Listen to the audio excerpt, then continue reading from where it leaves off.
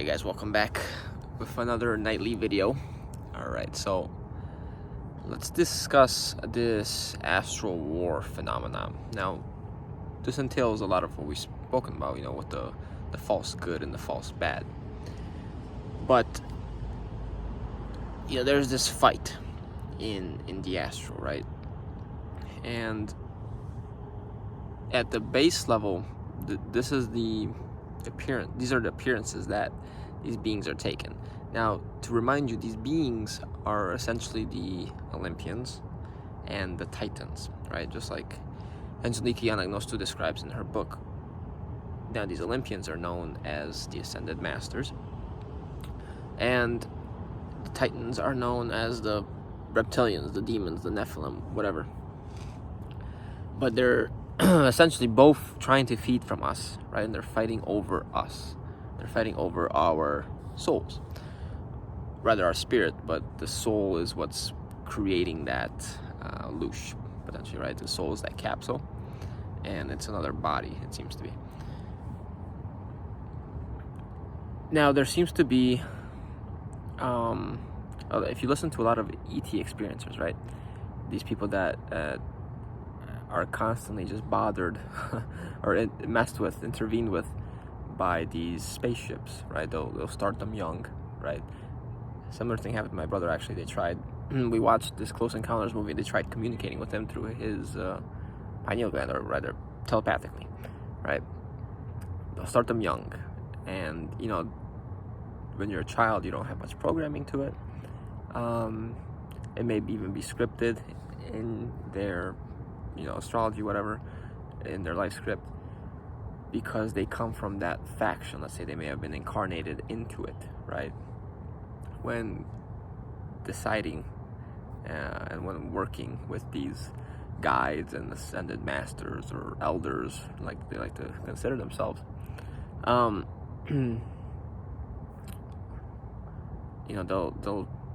choose the human incarnation, and they'll write themselves in the script saying like, hey, we're gonna come talk to you at this stage, we're gonna remind you blah blah blah where you come from, and then we're gonna give you a message to spread, right? And this really is that message, that there's this astral war going on, right? And there's a good side, the ones that are trying to protect you, to guard your soul, and then the other side, which they're more truthful about, right? Because they have to be, to show you that there's a danger, which is the actual reptilians, draconians, greys, supposedly, right, that are trying to use you so they can manifest in this 3D realm. But by doing so, or to do so, they need clones, right? They need human hybrids, where essentially your DNA will mix with their DNA. And if you've studied a lot of Mr. Nathaniel Gilles's work, you'll understand that they steal human semen, right? They steal human DNA, they steal fetuses from women, right? The missing fetus syndrome. And they use these things to make human clones, essentially, human hybrids mixed with their DNA, so that they can embody them, right? They can use them as maybe, transformative bodies, or just to enter their consciousness, right? Or to put their consciousness into that body. But nevertheless, they need something to power that. They need this soul-like substance, right? Which seems to be a golden ball of energy. Now, that should remind you of something in the sky, right? It's a golden ball of energy that's giving us warmth. It's likely our higher selves that are trapped in this matrix, I think. Not trapped, but just being recycled in this matrix. And that sun, which is also considered soul in Latin, right? Which you could argue is talking about Sol Invictus, which could be Saturn, which could be a former sun, but that's a different story, right? We've talked about that before. Let's say the sun is soul right now, which is the soul of the solar universe, right? Solar. That our own reflection is being beamed to us to warm us. We're essentially heating ourselves, right? Giving ourselves love from ourselves, from the sun. that golden ball of energy, the soul, is powering the body, just like the sun is powering this matrix, right? And in movies like Jupiter Ascending, you see that these reptilian beings or these off-world beings are harvesting us for that energy, but not just them. That's my point with this video. Is, you know, you'll have these NDEs maybe, or these marketing propaganda campaigns, which sound genuine, right? They're from actual people that had actual experiences, and those experiences are true. That they were left with this message that there's an astral war going on, and there's a good side. So then let's discuss this good side. There's a specific experiencer, Mac Parsi, I believe his name is, where he claims to have had this regression in which these beings showed up, right, for him. Now, previous to that, he had been abducted, or not abducted, but he had experienced close encounters, right? The type where he sees the ships in the skies, he's getting telepathic messages, and it's very interesting. I'll try and link the video below so that you guys can all watch it. It's a Rumble video. But what I want to say is that he has these owl experiences. Now, owls are usually linked to greys, right? They're usually linked to abduction phenomenon, which most people will experience greys. He claims that the reptilians and the greys are working together.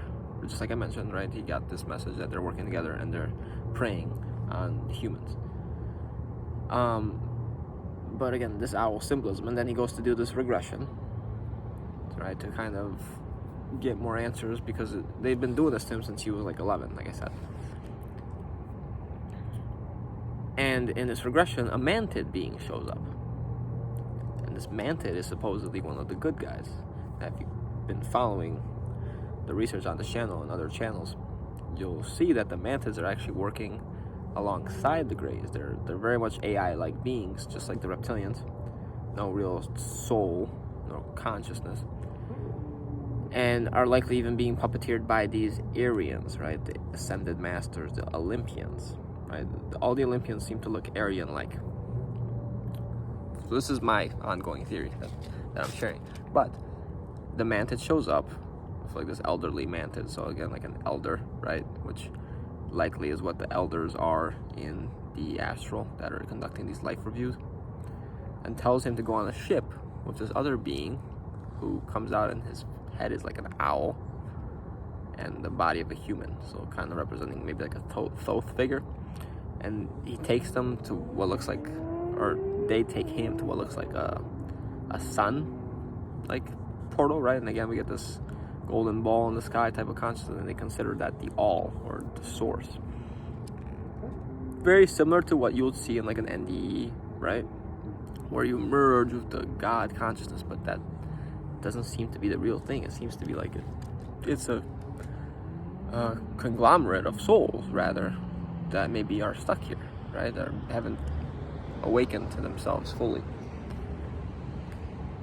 So they're trying to paint themselves as the good guys. Again, it's the same dichotomy that they're using, the same Masonic ideal, where they create the problem and then they paint themselves as the solution so that you accept them, so that you worship them. Which, by the way, on the topic of worship, I'll get into something about buildings in a second, but just to finish this point. So the mantids with the owls, which the owls representing the greys, are saying the greys and the reptiles, which work for them, are the bad guys. See what I'm saying?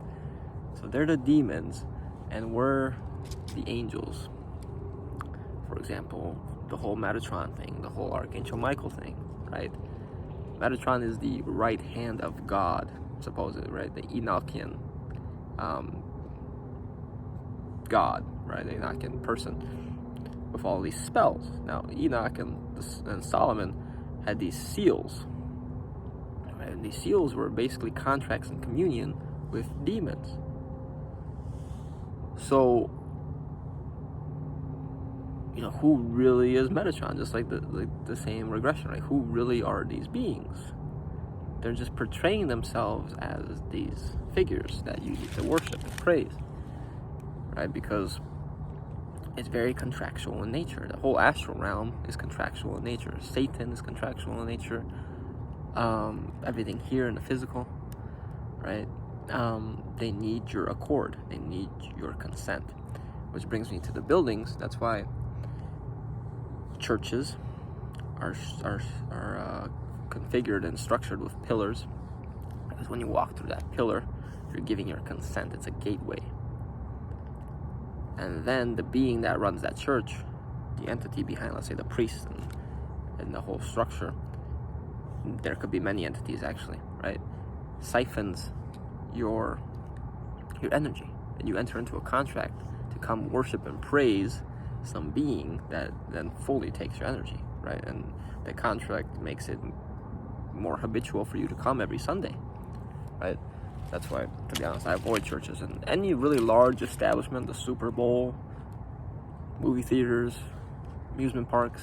I don't know, maybe not amusement parks too, but any sort of structure building that you walk into. Even when you walk into someone's house, you're abiding by their rules. It's a contract. The person says, hey, you must take off your shoes when you walk into my house. You take off your shoes, you respect the rules, otherwise you don't get into their house, right? If they're not a pushover, or if you're not breaking and entering. But it's a contract. You're abiding by those rules. And these buildings are constructed with these rules based on the seals that they have incorporated into their buildings. So again, it's contractual, right? You're undergoing an agreement with those seals, and those seals have a certain entity attached to them, right? It's a certain spell. Same thing with these beings, right? They need to get you to consent. They need to get your praise and your worship, right? So they need to hide underneath various different personas to trick you, right? So any real mention of this astral war that you may hear of, that say, the light is fighting the dark, is like the biggest new age thing, right? The light is fighting the dark. Well, I thought we were supposed to incorporate the dark. I thought we were supposed to integrate everything within us and transcend both sides, right? I thought we couldn't know the light without the dark, so why are they fighting each other? Shouldn't they be, happy they exist? Why is there a fight in this astral, this continuous fight, these continuous chess pieces moving back and forth, this fight? Well, first of all, it's a fight, true. They are fighting, but not each other, or not for us, but for themselves. They're fighting each other, let's say. And they're this demiurgic construct. They're fighting to survive. That's how they were designed. They need life energy outside of themselves to survive. Similar to how this body needs. That's why it's not real. Because anything real is eternal. Anything real doesn't need anything outside of itself to survive. So I'm trying to make the point that's a false dichotomy. Again, they're setting themselves up as saviors and us as victims, requiring their safety, their help.